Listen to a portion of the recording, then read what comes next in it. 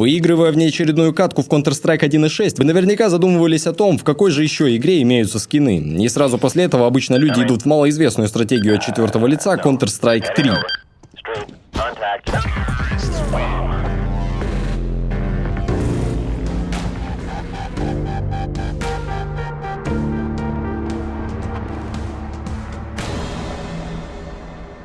Ведь в ней есть доступ к торговой площадке. Кстати, в Payday 2 есть скины. На кой хер нужна была вся предыдущая вставка, я не знаю, поэтому давайте уже разберемся, чем именно Влад засрал всю торговую площадку в 2015-м.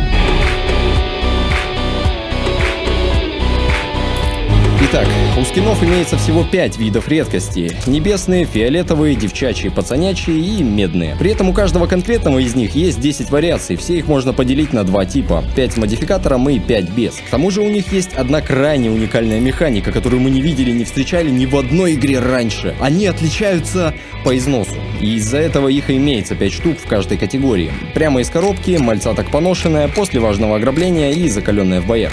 Стоп. Ах да, еще было никому не нужное, но оно никому не нужное. Скины с модификатором дают милипиздрические бонусы, будь то к точности, стабильности или же скрытности, позволяя вам проходить любые ограбления аж на сложности хард.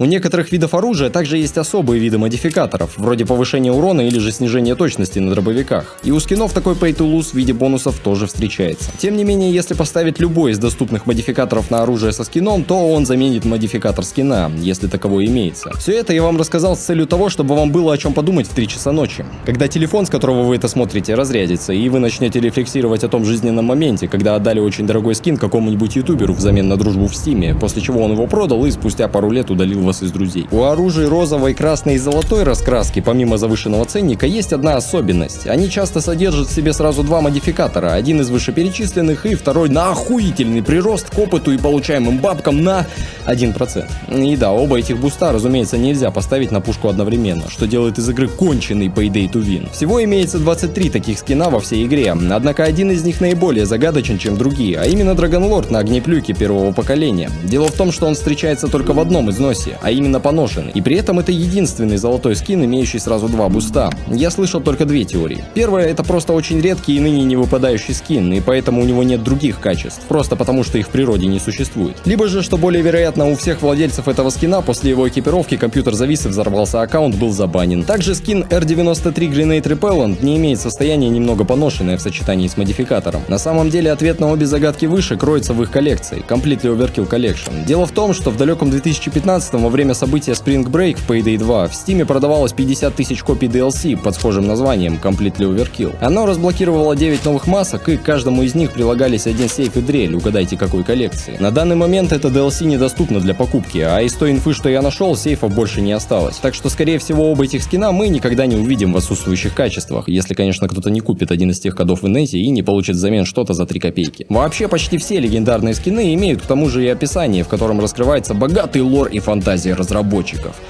Ну как раскрывается? Скорее, чуток скрипит дверьми, после чего от страха либо убегает, либо выносит дверь нахуй, потому что зачастую вы столкнетесь с цельнометаллическим куском настолько интересного текста, что я его даже переводить не буду, или с тупым быдлом, которое говорит только по фактам и понятиям, ёпта. В этом плане среди всех решил выебнуться только скин Клеймомент на пистолет Signature 40-го калибра, поскольку он единственный, кто молчит и сходит за умного. Он не умный. Он бесполезный, не ведитесь. Таблицу со всеми этими скинами вы сможете найти в описании. Имейте в виду, что там все написано на непонятных иероглифах, которые люди называют английским языком. Вот. Также некоторые скины идут со встроенными модификациями, однако их можно заменить на те, которые вам угодны. Однако, как всегда, именно у выпендрежного оружия есть еще одна особенность. Некоторые его представители обладают уникальной моделью, из-за чего при их модификации скин обнулится и удалится из инвентаря, тем самым заставляя сохранять свой неповторимый облик. На паре скинов, а именно Родина Влада и Касание Мидаса, даже сохранилась старая приписка, говорящая вам о том, что их покупка и дальнейшие надежды на модификацию караются депрессией. А теперь перейдем к вишенке на торте. Среди всех скинов есть и несколько уникальных, причем зачастую в свою доску. У скинов AMR-16 Крупье, флуоресцентного дигла, медного дигла, Eagle Heavy защитник и Темпеста, раскрашенного оранжевыми потеками Сидни, бонус будет удвоенным, то есть вместо обычного плюс 4 к стабильности в них будет аж плюс 8. С такими бустами можно и на Very Hard пойти, вас никто не остановит.